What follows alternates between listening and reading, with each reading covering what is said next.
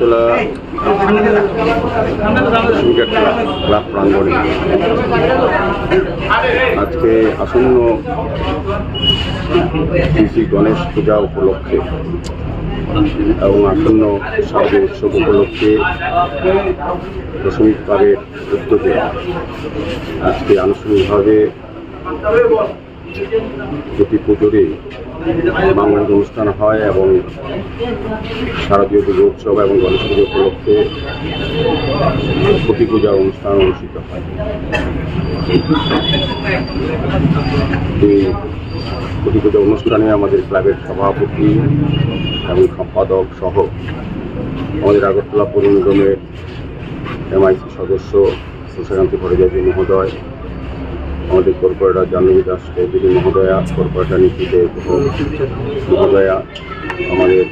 এই এলাকার সমাজসেবী তথা মণ্ডল সভাপতি রামনগর বিধানসভা রামনগর মণ্ডলের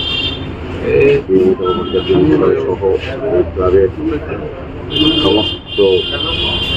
কর্মকর্তারা যারা আছেন এবং ক্লাবের বিভিন্ন স্তরের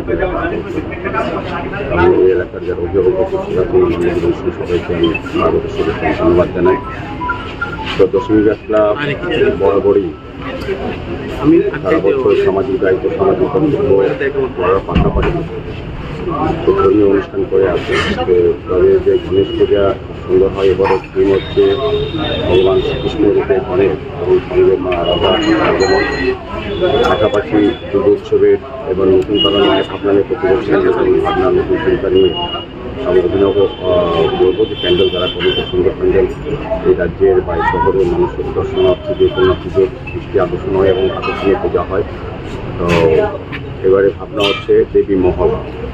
মানে আমরা দুর্গা দেবী, মা দেবীর সঙ্গে সরস্বতী, লক্ষ্মী, কার্তিক যারাই আছেন আমাদের দেবতারা, তাদের কী অবস্থান, তারা কীভাবে থাকেন, এই মহলটা আমাদের কাছে তুলে ধরা হবে দর্শককে করতে আছে।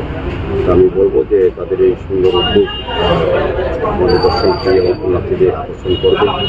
এবং পূজার সঙ্গে শান্তি শৃঙ্খলা বজায় রাখার দশমীর ক্লাব বিশেষ গুরুত্বপূর্ণ ভূমিকা গ্রহণ করে। এই কারণেই বলবো তারা যখন সুন্দর পরিচ্ছন্নভাবে এবং শান্তিপূর্ণ পরিবেশে পুজো করেন, পাশাপাশি আমাদের এই দশমীর নিরঞ্জন থাকে শত পূজা কমিটি, পূজা দুর্গা কমিটি, যে ক্লাব বা প্রতিষ্ঠান তাদের প্রতিমা নিরঞ্জন এখানে আসে, তারা যাতে খুব স্বাচ্ছন্দ্যে এবং সুন্দরভাবে নিরাপত্তা হয়ে তারা যাতে ভাসান করতে পারে সেদিকে দশমী ক্লাব প্রতি বছর তাদের সহযোগিতা হাত পাঠিয়ে। এবার আমরা প্রত্যাশা থাকবো যে আগরতলা পৌর নিগম থেকে এখানে দশমী ঘাটের যে ব্যবস্থাপনা করা হয় নিরঞ্জনের জন্য মা প্রতিমা, এটা নর্থ মানে উত্তর পূর্বাঞ্চল সবচেয়ে বড় দশমী ঘাট,